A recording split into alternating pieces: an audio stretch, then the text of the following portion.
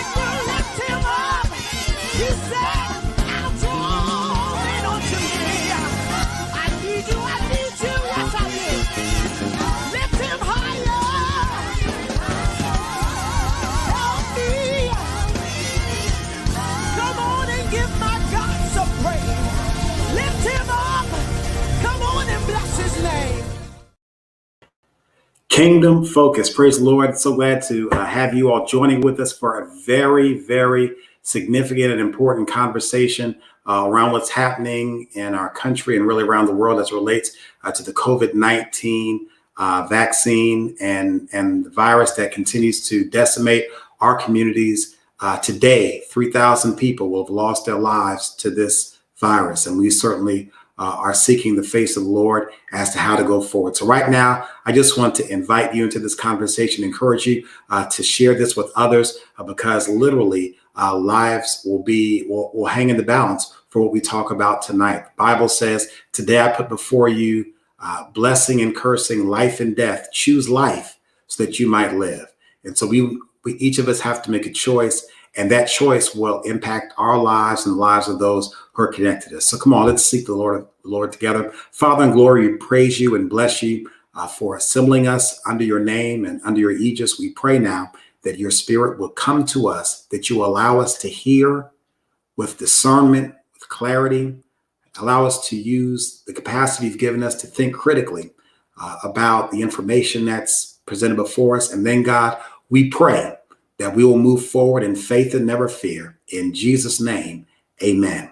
Well, brothers and sisters, I want to go ahead and set the context. We have some amazing guests to share with us tonight. But before I do that, I just want to give sort of a level set of where we are and where we're going as it relates to this COVID-19 pandemic. You already know that the first vaccine has been approved. The Pfizer vaccine and Moderna is about to be approved, and persons are already receiving vaccinations. But we also know that there is a huge there's a high level of hesitancy, distrust, especially within the African-American community, about taking the vaccine. The painful irony is that second only to Native Americans, African-Americans are dying at the highest rates from this virus. So we're dying the highest, but we want to use the vaccine the least. And so something's got to give, and we want to make sure that people are armed and aware of information about this. And so I wanted to start off by sharing a clip that I saw from Dr. Anthony Fauci, who really has become the leader. And I'm so glad that President Biden will be keeping him in his position of this entire fight against COVID. Great conversation he had with Byron Allen, where he really explains how the vaccine has come into place, how it's being distributed, why we should trust it, and the impact particularly it's going to have on the African-American community. So come on, y'all, let's have this conversation. Let's roll. Let's talk about the vaccine. What are your thoughts about what's emerging here? Well, that's all good news, Byron, really. I mean, I think it's a testimony to the spectacular advances that have been made in biomedical research years ago that now currently get essentially translated into a group, and we in the United States are involved either in the development of or facilitation of the testing of 6 vaccines. Already, 3 of them have shown extraordinarily good efficacy, to the tune of 2 of them at 95% and 1 of them at a bit more than 90%. We also made an extraordinary large investment in resources up front to pre-order and pre-produce vaccines even before it's proven to be effective. That's a risk financially. That's not a risk to safety, and it's not a risk to scientific integrity. If the vaccine works, you've saved months because you already have the supply there. If the vaccine doesn't work, you've lost a couple of $2 billion, which the federal government felt was worth the financial risk in order to save a lot of time. And fortunately for us, in less than a year, the first glimpse of what we were dealing with was the first week in January. Here we are in late November, and we already have 3 vaccines that have proven to be safe and effective and will begin to be distributed by the middle and end of December. Byron, that is amazingly unheard of, but true, that biomedical research and technology and huge investments have allowed us to do in less than 1 year, which a decade ago would have taken 6 or 7 years to do. So it's really good news now. Our challenge is to get people to accept vaccination and to realize that the process has been transparent and independent of outside influences. Let me give you an example. Each of these vaccine trials has what's called a data and safety monitoring board. They're the only ones that have access to the data because these trials are double-blind, placebo-controlled. So you get an injection, but you don't know whether you got the placebo or whether you got the vaccine. So nobody knows what the results is, but intermittently, this independent board looks at the data. And when they decide the data are impressive enough to say, okay, now let's get the accumulation of the data, show it to the company who has been hands off until now. The company then gets the data and they submitted it to the FDA, the regulatory authority. The career scientists who do this as a living, these are professionals. They're not elected, they're not political. They look at the data and then together with their advisory committee, which is yet again another independent committee with allegiances to no one except the science. They then work with the FDA to decide if they're going to grant what we call an emergency use authorization or even a biological license application acceptance. Only then does you get the distribution of vaccines. So when people ask, this vaccine that you're asking me to take, how do I know there hasn't been some hanky-panky going on to just get it out there for political or other reasons? And the fact is, because as I've said, Myron, the process is transparent and independent, and everyone is going to be able to take a look at that data. We know we have a challenge in convincing people in general to get a vaccine, particularly because of mixed signals that have come out of Washington. We have an even greater challenge to get minority community, our African-American brothers and sisters, our Latinx, our Native Americans and others, for a variety of reasons, because historically, you know better than anyone that historically, particularly the African-American community and to some extent the Latinx community, has been treated in a way that's been shameful historically going back decades. And that's not easy to forget. So we have got to reach out to the community and explain to them that we've done everything we possibly can to make this a transparent and independent process. Yeah, I think that perfectly tees up the conversation that we want to have tonight. And I just want to encourage us to do two things. One, you can go to YouTube to the Black Idea Coalition channel, and we have prepared 5 more videos where we go specifically around questions about how did the vaccine become created so quickly and where the origin of the virus came from, and a bunch of information that is really helpful. What we're clear about is that there are huge amounts of misinformation, and misinformation plus fear creates a deadly cocktail. So first, we want to encourage you to go to Black Idea on YouTube and check out those additional resources and share them with all your cousins who keep taking advice from people that are non-professional and don't really understand what they're saying and talking about. And then secondarily, we want to encourage you to ask questions. We want to be responsive to you. And so you can put those questions in and we'll try to get to as many as possible. But let me go ahead and open up the floor because we have an amazing group of persons that we've assembled today. I want to introduce you to Dr. Rose Blackburn, who serves as Executive Medical Director of Pharmaceutical Product Development. I'm certain I've missed a part of her title because she has a paragraph of the title because she has enormous responsibilities there. One of the things that I know that she does is that she has been instrumental for the last at least 5 years in working with increasing minority participation in medical trials. This was even before COVID started, because what we understand is that in order for us to trust the vaccine or the medicine, we have to make sure that it's been tested on us. But if we're not willing to engage in the trials, then we don't want to trust it. So it becomes a catch-22. So she's been working on that battlefield. And one of the things she shared is that the studies show that when African Americans are presented with the same information about trials, that we make the same decisions at the same rates as others. And so we really want to encourage you, because while there are vaccines that are out now, there are still others that are in trial, and we still need to increase those numbers of African-American participation. So we're going to have you, Dr. Blackburn, and also want to welcome Dr. Dawn Holt, who is associate professor at the University of Maryland, their global campus. She has a degree in microbiology, or PhD in, what is it?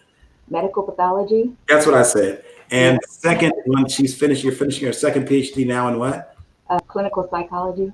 Right. That's what I said. So she, in addition to being, a great scientist and professor, also actually has participated in the trial. She volunteered, and they gave her the vaccine, and I think it's the vaccine. We'll talk about that in just a minute. But before we do, I also want to welcome Reverend Dr. Ray Hammond to the stage.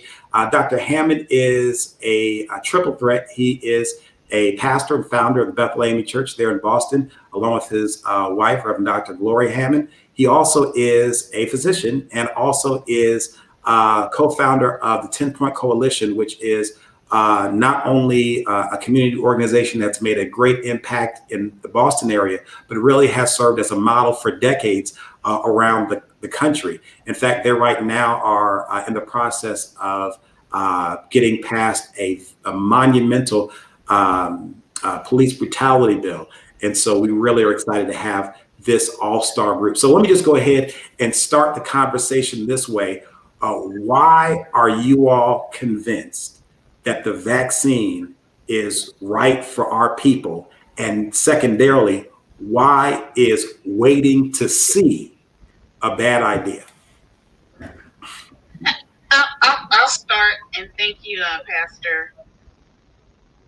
Bad idea of waiting is we've seen everything they told us about pandemics have come to pass. There are no surprises. The death rate, the illness, hospitalization rates, no surprises. We were informed that this was going to take off like wildfire, and it has. So that's the truth part. The science behind the vaccine, the mRNA type vaccine, is sound. It's not new. It wasn't pushed out just for this. It's been around for decades.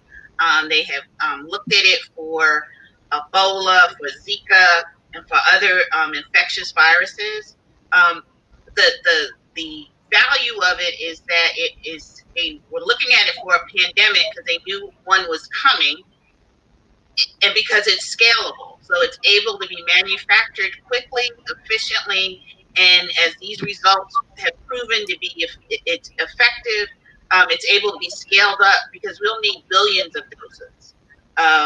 So the science is sound, and I think as Dr. Fauci put it, we've been waiting for something like this because we knew it was coming. So all of these things that have been predicted, the vaccine being ready or the technology being ready was part of the preparedness. Very good. And to point out that, these the study of the vaccine, study of the various virus categories have been going on for years. Dr. Kizzmekia Corbett, African-American woman who actually owns the patent to 5 of the 6 vaccines that are now in trial are now being used, talked about how she's been at NIH for 6 years. And so when this passed from what they think was a bat into the human species, they were able to pull the trigger on the virus because, as you said, they saw it coming. And I think that's really important. I want to hear from Dr. Hammond and Dr. Holt. Give me your sense of why this is so important for people to trust the science. Dr. Holt, you want to go ahead? Sure. It's important. Let me take a few steps back and just talk about how we've never really had this conversation before about science to the general public. And so it's important for them to trust it in the fact that they know that this type of science and research has been done for years. And so because we've never had this conversation before, what we need to do is start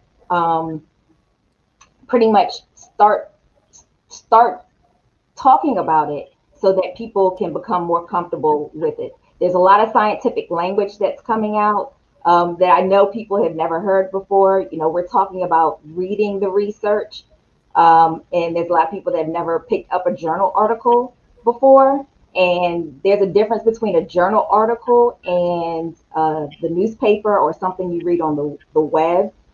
There's lots of data in the journal article.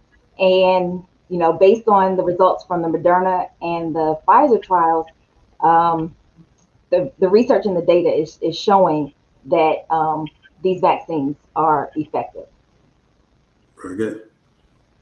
Well, if I might, just before saying why this conversation is so important, let me first just say a word of thanks to Dr. Blackburn, who's, along with her colleagues, has been at kind of the forefront of this process of being able to bring us these kind of new discoveries that were you know, we didn't know that this could be done so quickly, but that's in part because we have people like Dr. Blackburn who are deeply involved in this work, watching it, developing it. Dr.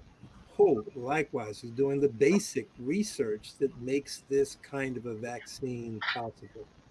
And of course, thanks to Pastor Watley, because the word's got to go out. People have to know these are the conversations we have to have. We got to have them because your skepticism is not unfounded. It doesn't make you a science denier. It doesn't make you crazy.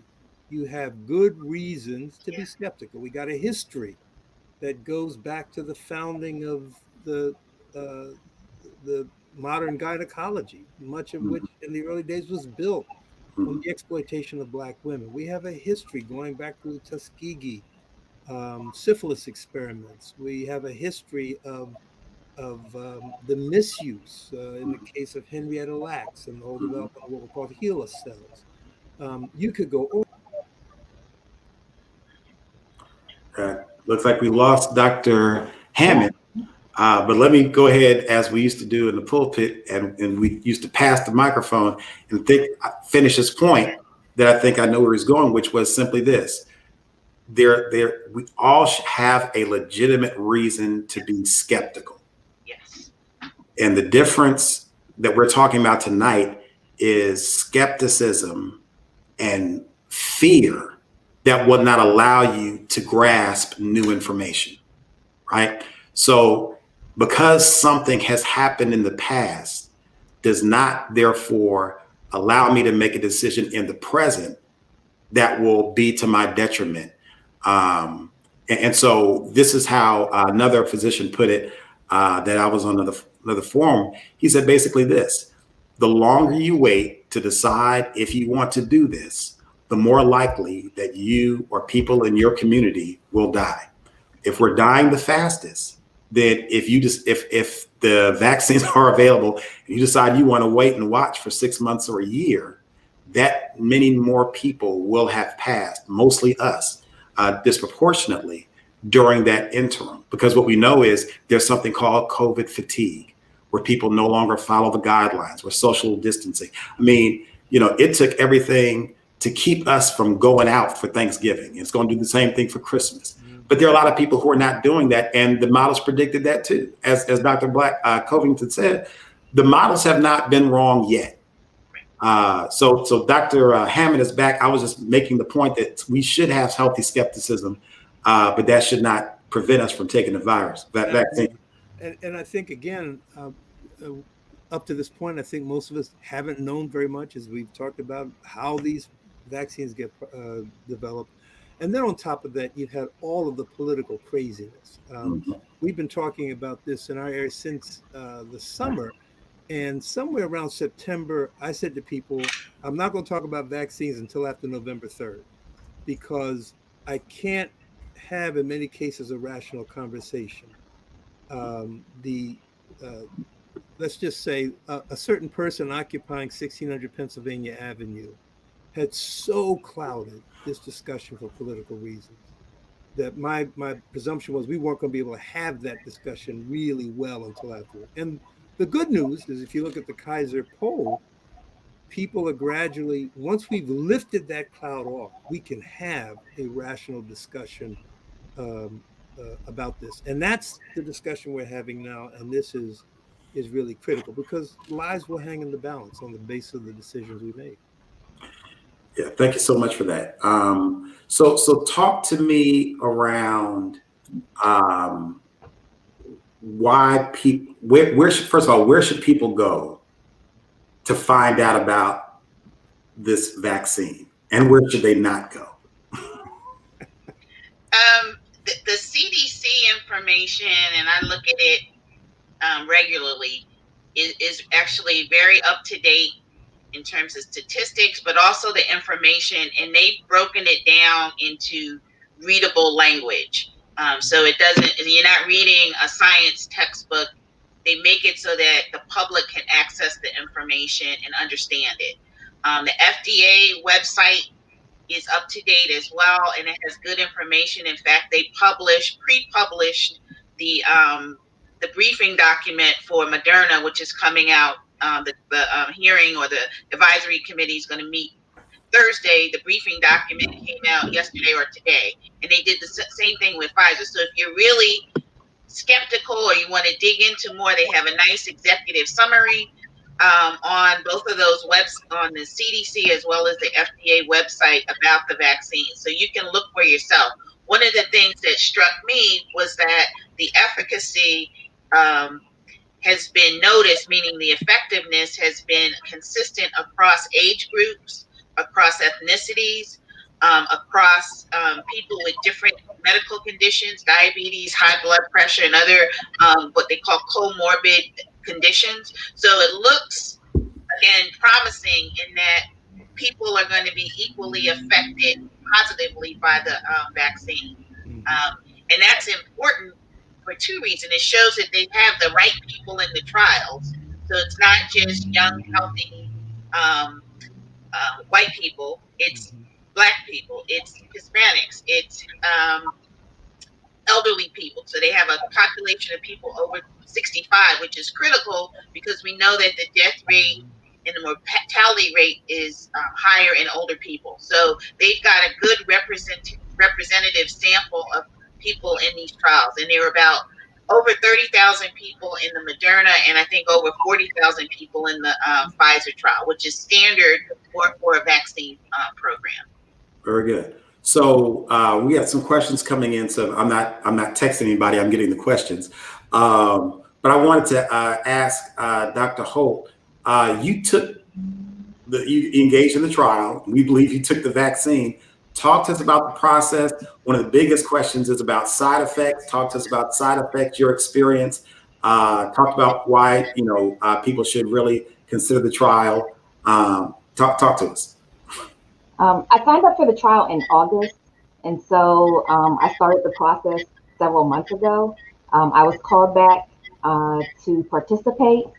And so as Dr. Fauci mentioned, all the trials in the United States are, double-blind studies, which means that those who are administering the vaccine and myself, we do not know whether I'm getting the vaccine or a placebo. And in this case, the placebo is a saline solution. Me saying that, I will say I do believe that I did receive the vaccine based on some side effects that I had. The side effects that I had were in line with me having an immune response, which is exactly what the makers of these vaccines want you to do. And those side effects were, I had chills, a low-grade fever, mild headache, and some fatigue. And I will say that those didn't last more than a day.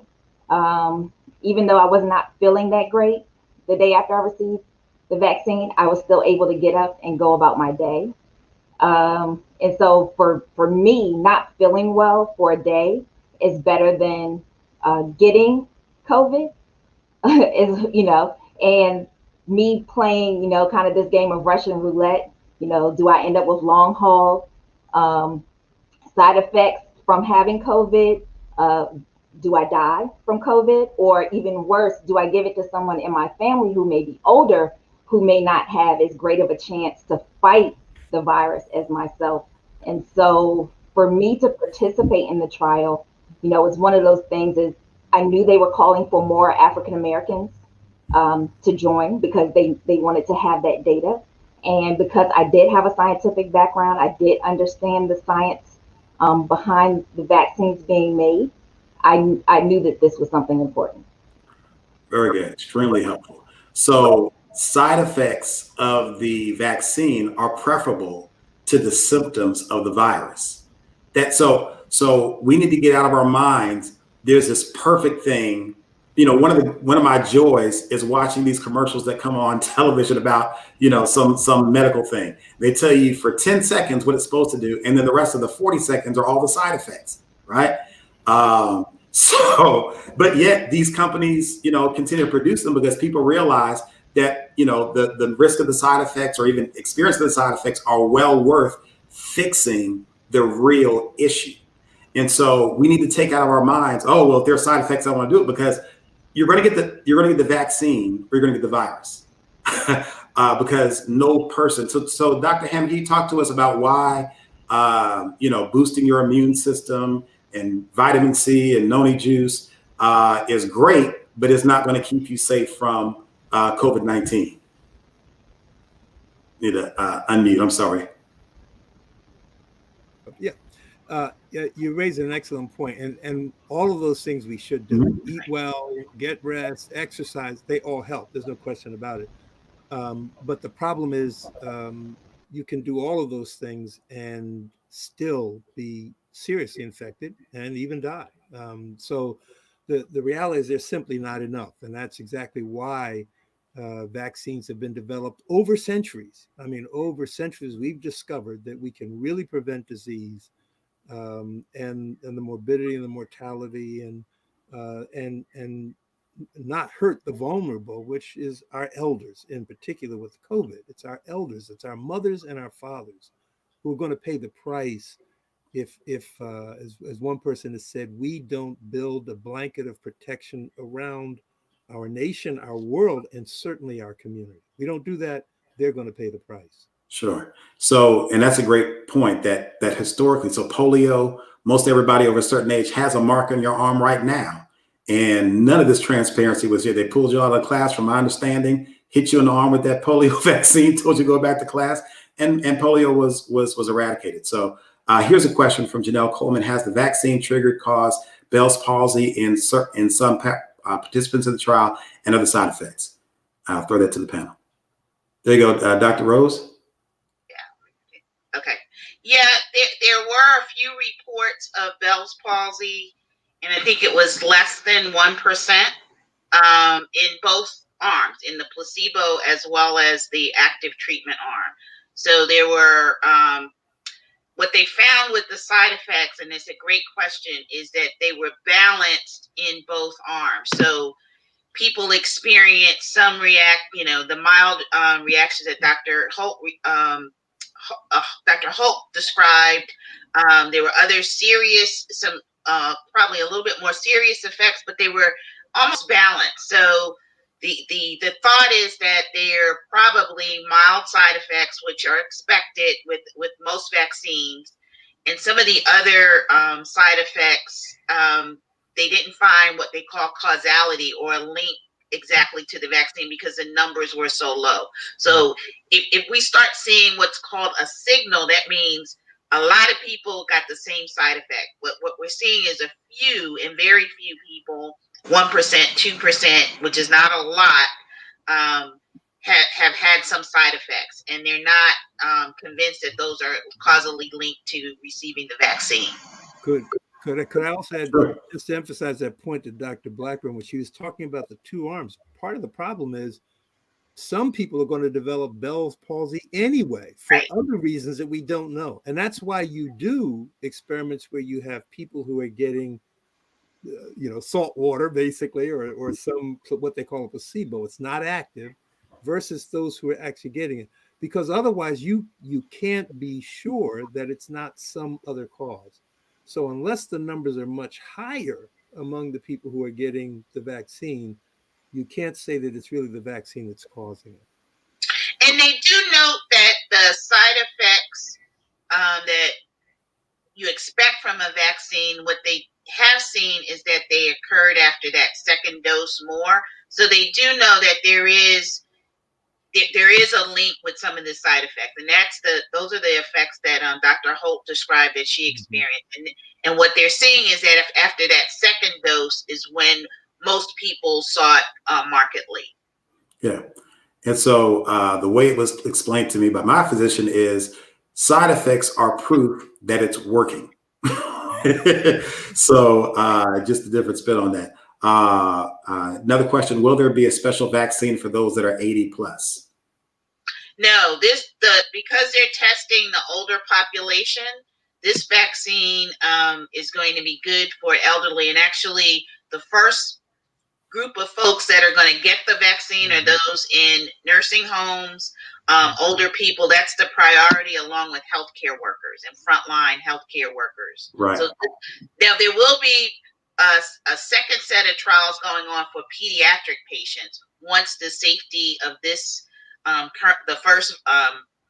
this first dose is established. Then you test pediatric patients, but the elderly are grouped in this first targeted high priority population. Very good. And let me just jump the line of questions, because I got a couple. I polled through my social media accounts yesterday to see what kind of questions were out there. One question was basically, Pastor, my mother is older. She's in a nursing home. They want to put her on the list. She's on the list to receive one of the first vaccinations, but I'm thinking about waiting for 6 months. I want to hear what you all think about that. What would you advise her? Well, as somebody who's had to conduct a few funerals for elders who, when they get sick, just don't bounce back the way younger people do, I would really caution against that.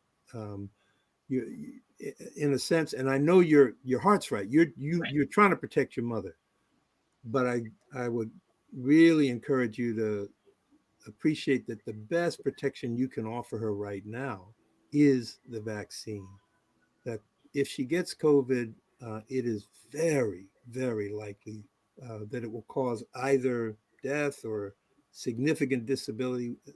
We haven't even talked that much about the long-term effects that we're seeing now in people who are having lung problems, neurologic problems, long-term problems. So I know you're concerned, but in her interest, given what we've seen, it would really be wisest to let her get that vaccine.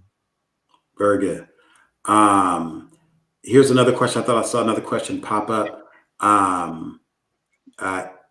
Is it advised that those have underlying respiratory issues to take the vaccine, adults and/or children? I would also say those are high priority people, because we know that it's a respiratory involvement is one of the most severe manifestations of the virus. I would put people with asthma, COPD in that high risk, high priority category. And again, we're separating out children for now, but the pediatric trials are going to be starting soon. So they'll be high priority later. And the reason for that, for two reasons. For this virus, they're seeing it milder in younger people and children. But again, with any drug or device, you develop it first in adults to make sure it's safe, and then children. Very good. And even though it is milder generally, I've had to do funerals. I did the funeral for one of my classmates from Howard. Right. And so youth does not keep one as well. And the problem is you don't know what the viral load is, what strain is that you contract. And so just because somebody else may have been asymptomatic or bounce back quickly doesn't necessarily mean that. And that's the term that Dr. Holt used, Russian roulette, is just it. You're taking that chance. Another question: can you still spread it even though you have been vaccinated? It's possible. And I'll talk a little bit more about this. So they're saying that the two vaccines are about 90-95% effective, or the efficacy is about 90%. What that means, if you have 10 people, 9 or so will be protected. but there's still that 1%. So 1% of people that get the vaccine are not going to be completely protected, and they'll be able to get the virus and also transmit it. And even people that have the vaccine are also able, in some cases, to be able to still transmit the infection. So it'll decrease the infectiousness. It'll also decrease the severity of the disease, which is still a major improvement over the full-blown effects of the illness. Very good. When the mass rollout takes place, what will that look like logistically? Will they have major medical centers, county facilities, be the central place to receive the vaccine? Each municipality also, will each person receiving be traced that they will be notified to receive the second dose? I'll start off with that. I actually did a little study on this one. I'm proud of myself. So yes, there will be, the governors have been given the right to determine how the vaccine will be deployed in the respective states. Obviously, the list that the CDC has already endorsed in terms of who gets it first, medical workers, frontline workers, populations like the elderly. One of the things that I'm actually looking to do is to see if we can get churches to serve as sites. I know that there are issues around protecting the vaccines and also storing them at temperature. But we also know that even though Walgreens and CVS have partnered so that you can receive, just like you receive a flu shot there, you can receive this vaccine there. Problem is, a lot of our communities don't have Walgreens or CVS's, but they have Black churches. And so we think that by allowing it to happen in the church, people will see the church endorses this, but also people who may not have access to other places can find it. So that's my shtick. Other comments around how it will be rolled out? I think some of the others that are coming now too don't require the super cold conditions. Yes. I think some of the others, so those may be more, accessible in that sense, particularly for communities that don't have those super cold situations. Great. What about people who are in remission, high risk with allergies or compromised immune systems? Again, those are the people that I would say are high priority to be first in line. Cancer patients, definitely people with chronic respiratory conditions, other autoimmune conditions, anything that compromises your immune system, you should be first up with the elderly. Yeah. Will there be medication? And can I also add, in the clinical trials, the clinical trials did have cancer patients, people who were in remission as well, those with some immune compromised systems. So the clinical trials are looking at different demographics of people with different conditions, and the data is still showing that it's to be effective and safe regardless of who you are or what you may have. Yes. Very good. Will there be medication interactions? Yeah, like any other drug or product, they are in there. That's also part of the side effects. They screen you, and Dr. Holt can speak to every question they asked her to get her full medical and medication history. So yeah, they look at that. It's assessed, and maybe Dr. Holt share all the hoops that you had to jump into to be part of the study. So being part of the clinical trial is very, very extensive. I was proud, as an American scientist, I was very proud at the thoroughness, at how well done the clinical trial process is. And so literally I sat with a physician assistant and we went through every, body system: neurological, cardiovascular, respiratory, reproductive, skeletal, muscular, every system. And do you have any diseases or issues in this, in this system? What medications are you taking? Do you have any pre-existing conditions? And so it's very extensive, and what you have to just know is that they're trying to make sure that there isn't any side effects to getting the vaccine that will impact people who may have a certain medical condition. Mhm. So if I had if I'm on certain medications, they didn't take me out of the trial. They made sure I was in the trial so that we knew that it would be safe for folks who are on those similar medications. Yes, and they wrote and marked down what they know, what medications you're taking, what is the dosage, how often you're taking it, and they're monitoring you for that. Great. Here's a great question. Why do you have to get 2 vaccines instead of 1?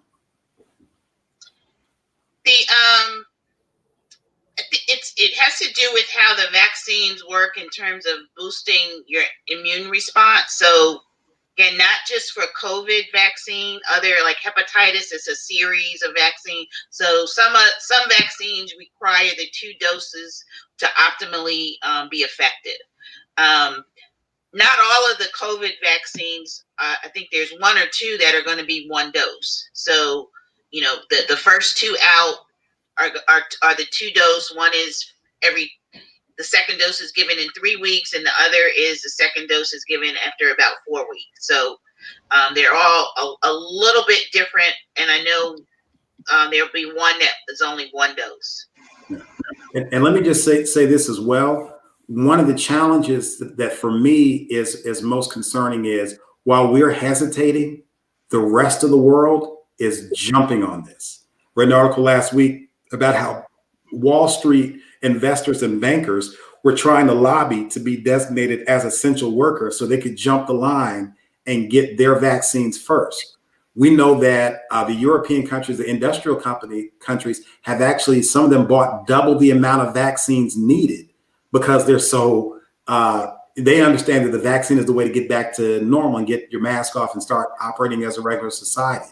So one of the most challenging aspects of it is while everybody else is rushing toward the vaccine, and again, because of our history, and this is how just racism works, and just figure out a new way to get you, we're the ones that are holding back, even though we're the ones who need it the most. So again, I can't underscore enough about the importance of moving with dispatch. Dr. Hammond? I was going to say it's very telling that the same White House, which has been downplaying this pandemic, upgraded everybody in the White House to essential status so they could get the vaccine first. Yeah. Yes. Is the vaccine not recommended for those with a history of anaphylaxis, even if their allergic reaction was due to food and not medication? And so let me just say this. So what you're hearing, even though we're asking individual questions, the same answers coming back that if you have medical conditions, generally that's probably why you want to be first in line, because this is not something you want to add to an additional medical condition. Now, you certainly want to check with your physician if you have something that you're concerned about, but the whole point of the trials is to identify those things. And Dr. Blackburn, am I correct that for those who have anaphylaxis, they're going to want probably a little longer period of observation just to make sure that there's not a delay?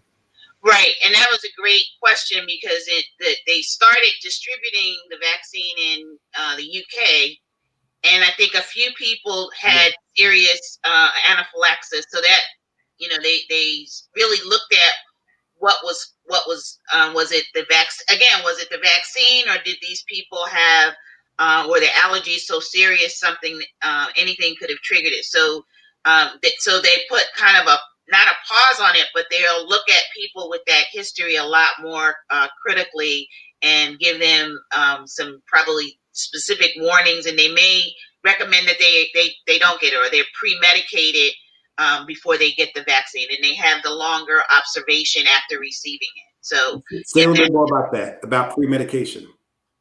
Yeah, so some medications, and again, not just COVID vaccine, we know sometimes blood transfusions can cause a reaction. Not a severe one, but for some people. So before you give a blood transfusion, you pre-medicate people with Benadryl, aspirin for fever, and some other things that can mitigate that allergic reaction. Some other infusions, some chemotherapies, we know that causes that, so they're pre-medicated within a hospital or ambulatory setting where they can be observed over a period of time after the medication or the new drug is given. So that is, again, not a new phenomenon to COVID.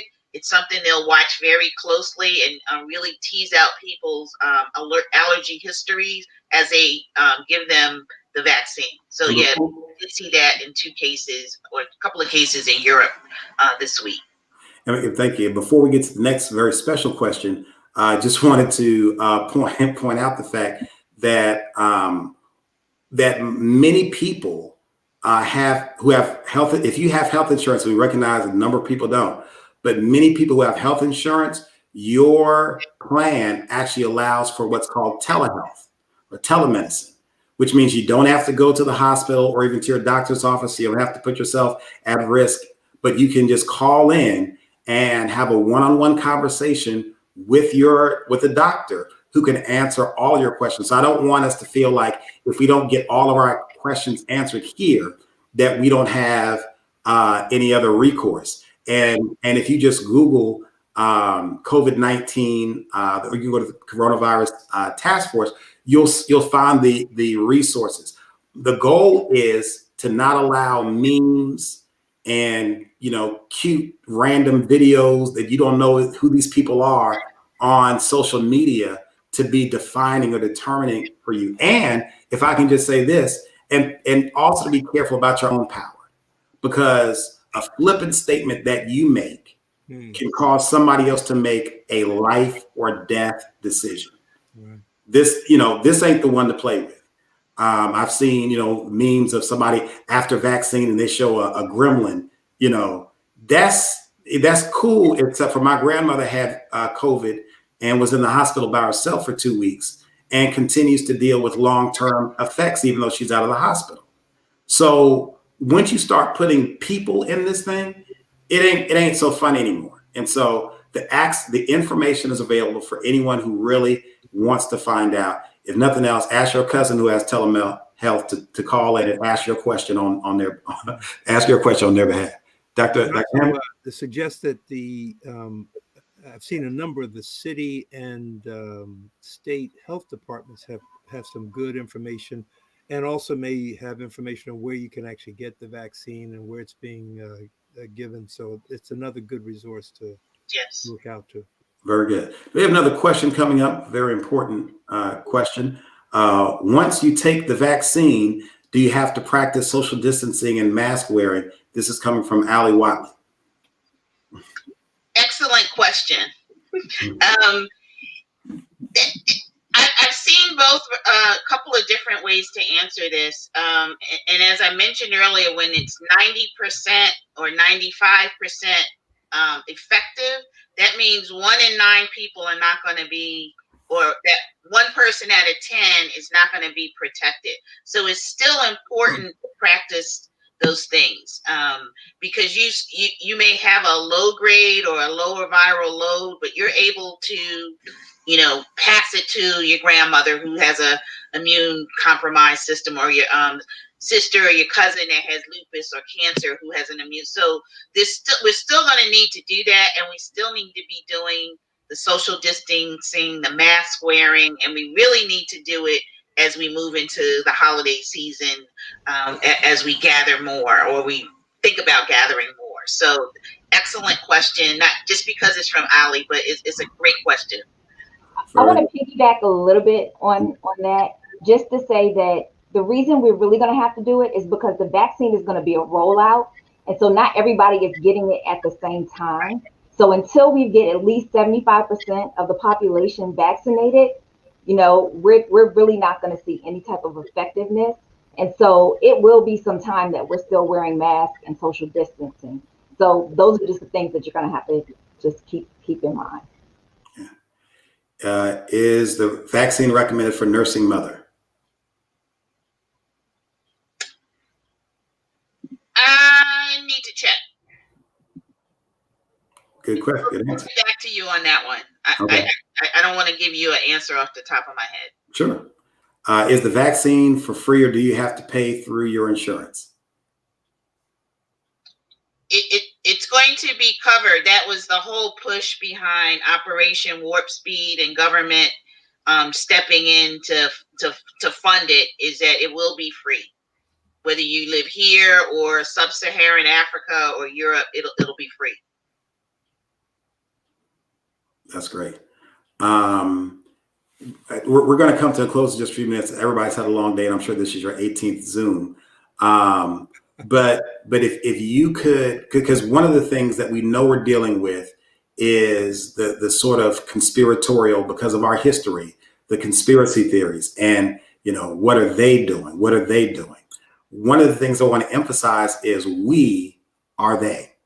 African-American woman owns the patent to the vaccine.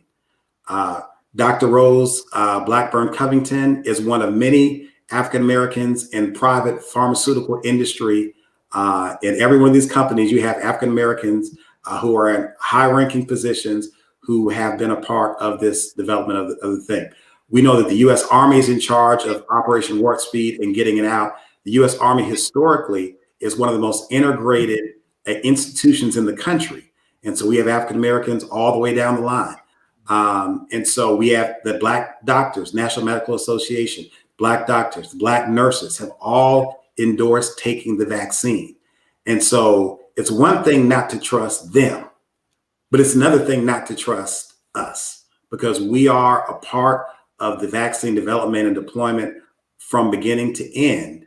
And it's important that if we're open to receiving information, then we should certainly acknowledge the fact that African Americans have had a pivotal role in this entire process. Dr. Hammond, did you want to add to that? No, I was just going to just underscore that point. I think that's a big difference. This is a very different historical moment. And as you say, the fact that you have the Dr. Holtz and the Dr. Blackburns there, I think for all of us adds another measure of comfort. My wife and I, we will be first in line. Our daughter who's also a pastor, was involved in the trials because she didn't have any kind of side effects. She thinks she didn't get it, so she's lobbying now to make sure that she does get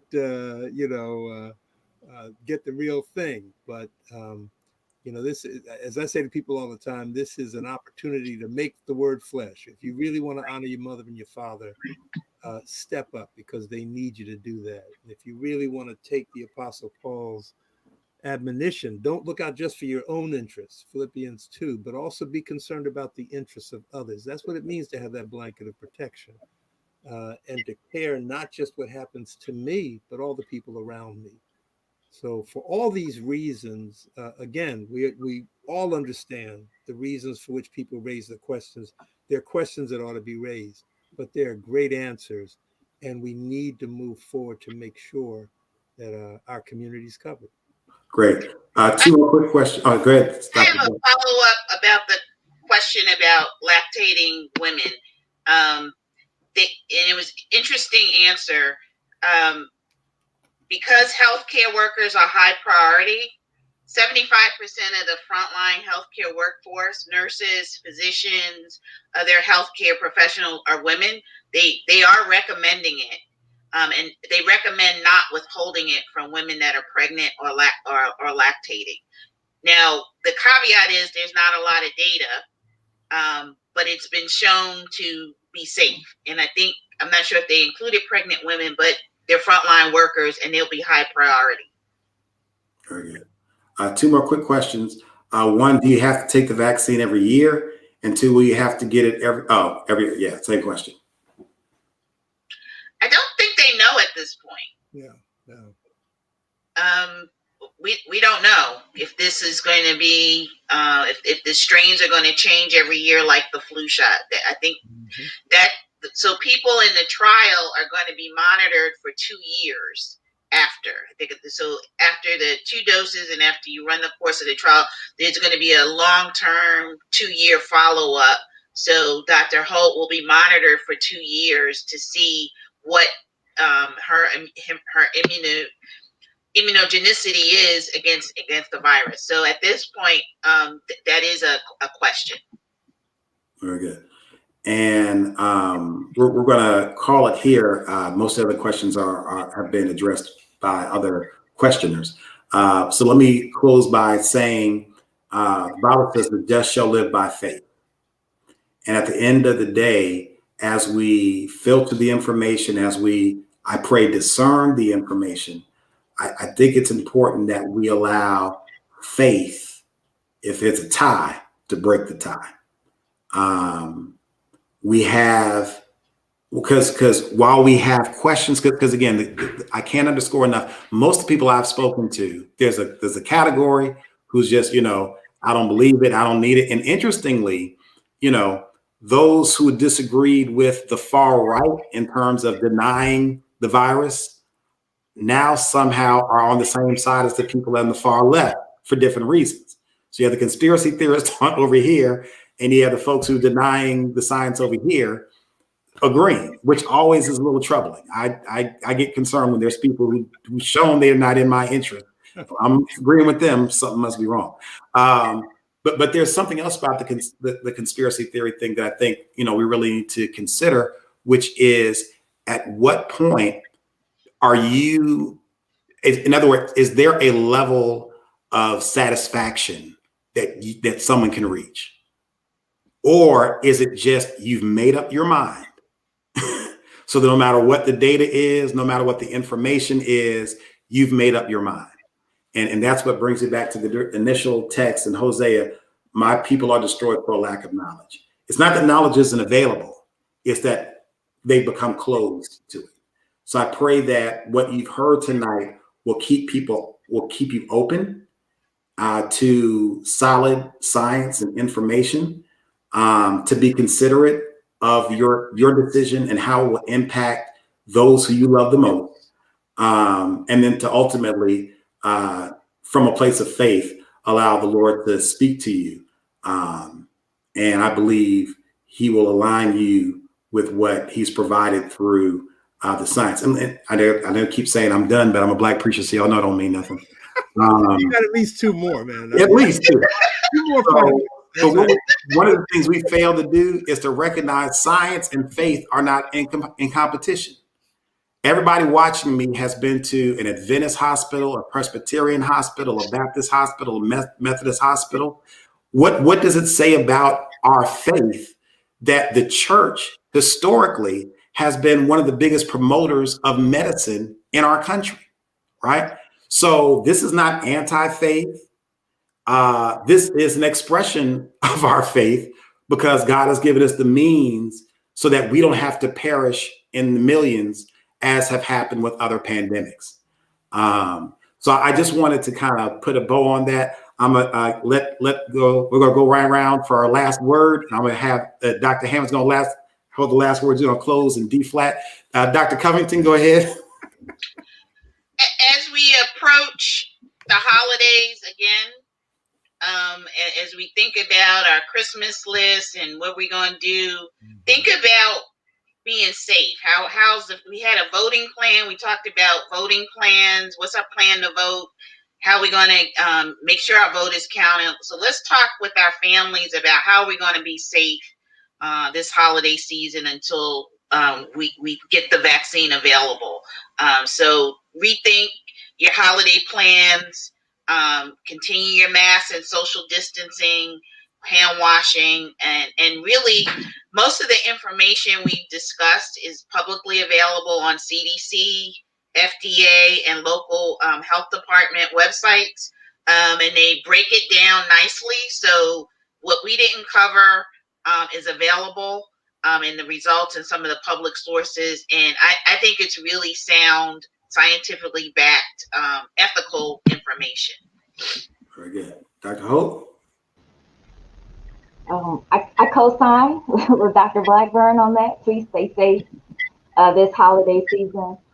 In addition, I just want to say that as they begin to roll out the vaccine, be very mindful of wanting to participate, and however your state is going to roll it out and you get in line to participate, make sure your name is added to the list. This is very important for us to get back to whatever normal is. But the rest of the world is going to take the vaccine, and they're going to get back to normal. Let's just make sure America is part of that. I just say amen to all the points that were there. I would, really reiterate. It's heartbreaking that we have lost the number of people we had. We never should have lost 300,000 American lives. Never should have lost it. And that's a reflection of poor leadership. And frankly, it's a reflection of the division in our country. I mean, we are so divided, so afraid, so driven by our fears that basically a virus and don't take my word for it, look at other countries that face this together. They've got hundreds of deaths, not hundreds of thousands of deaths. So we didn't do very well coming through this. That's just the honest truth. For the richest country in the world, we did pretty badly. We all have an opportunity now to at least make sure going forward we do better. We've got vaccines that will help us. We're getting advice we can trust from many quarters, including people who look like us. Now is the time for us to make sure we lose no more lives. Now is the time to make sure that we get past this division and fear that has literally left us at the mercy of a little string of basically chemicals, right? A little virus that has just laid waste our country and our world. We can turn that around if we can get past our fears, look at the facts, mobilize our faith, and together build that blanket of protection we need going into 2021. Very good. Bless you all. Thank you so very much. I do want to remind everyone that we will be having our Christmas Eve celebration virtually. And I look forward to sharing. It's going to be a beautiful time, candlelight service. Then, of course, we'll be having special watch night services 3 times this year, 12, 7, and 9:30. And we have 3 preachers for each service. And so since you can't go out, might as well stay in and get a good word. And let's get ready to receive 2021 in grand fashion. If you're not saved, don't have a church home, you need Jesus and you need a church. I'd love to be a pastor. We'd love to be a church. Or you can roll with Reverend Hammond. He's a great guy. And with him, and you'd be under great cover there too. So you can just text New Start to that number, and we'd be glad to have you in the house. Receive that benediction. God, we thank you for this time together, for what you've shared through your servants. We thank you for each of these persons who've dedicated their lives to the purpose of improving life, extending life. And now, God, we pray that what has been spoken tonight will be as good seed planted in good soil that brings forth a harvest of safety in this land amongst your people. God, I believe a life will be saved because of what we've shared at this time. So now, God, help us to spread the good news that there is a way forward. In Jesus' name, amen. God bless you. Thank you all so very much. Kingdom focus.